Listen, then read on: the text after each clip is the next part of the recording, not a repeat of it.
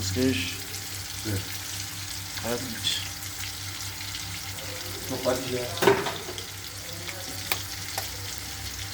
چند تا تخم مرغ؟ 6 تا. 6 تا 7 تا بزن. 6 تا بس.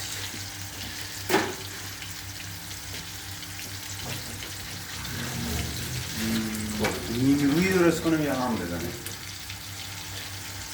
هر آنچه خود دانید.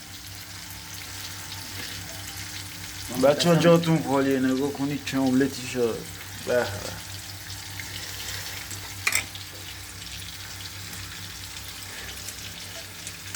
فیلم از آشپز هم نگیر.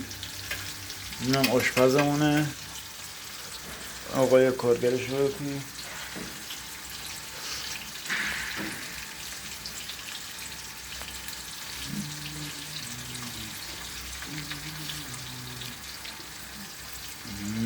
ماشاءالله.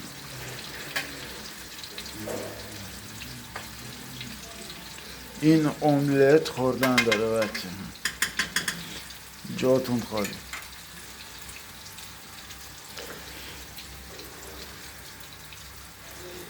حالا در چی دارم؟ چطور؟ کی در میخوام؟ ها اینجا بگیر.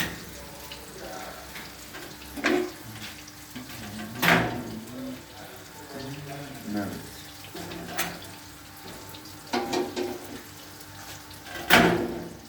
چیز رو روش بداریم. عجب عجب.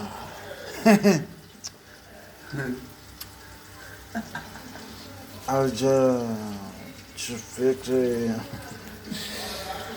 الان چایمون آماده است، املتمون هم تو 2 دقیقه دیگه هم آماده است. میزنیم ترک. پیاز هم داریم. پیاز هم آماده است. ماشاءالله. واقعا تو این بیابون اینا گیر بیاد خیلی مکافاته. این چایی هم ببریم، پیازا رو هم آماده بکنیم. متاسفانه هنوز برق نداریم، مجبوریم با نور گوشی این ور اون ور کارمون رو انجام بدیم. املت هم زیر نور گوشی هم درست کردیم، ببینیم چه املتی میشه. اینا یخچالمونه تقریبا میتونی بگی خالیه. آره دیگه منتظر سبد کالاییم تا پرش کنیم.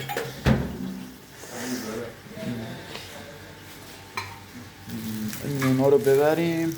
نون بچه ها نون تافتون با املت میکرد. جاتون خود میگم از اینجا هم این هم شرکت حلوا ارده. نگاه کنید جاتون خالی. شرکت حلوا ارده. متاسفانه برق نداریم، مجبور شدیم همینطوری این ور اون ور بریم. هنوز ساعت نزدیکای 10 صبح.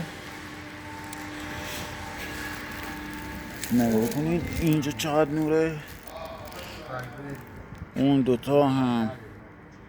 دوتا فسقلی هم زدن بیرون، دوران آفتاب میگیرن.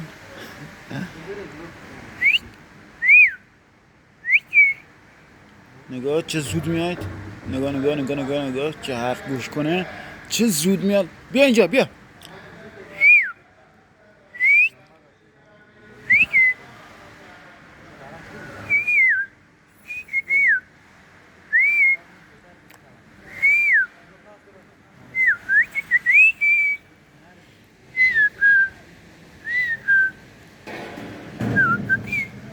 برات املت درست کردم، الان یه 2 تا لقمه میارم بهتون میدم، ناراحت نباش. این هم بقیه گروه همونه، اکیپمون تقریبا 4 نفر است. اینجا استاد کار آقای عبدالقدوس از کشور دوست و همسایه افغانستان. استاد چه خبر؟ سلامتی. استاد چند شد این چهات که کندی؟ 150 150 150 متر طولش رفتیم. 150 متر ماشاءالله واقعا خدا قوت خسته نباشی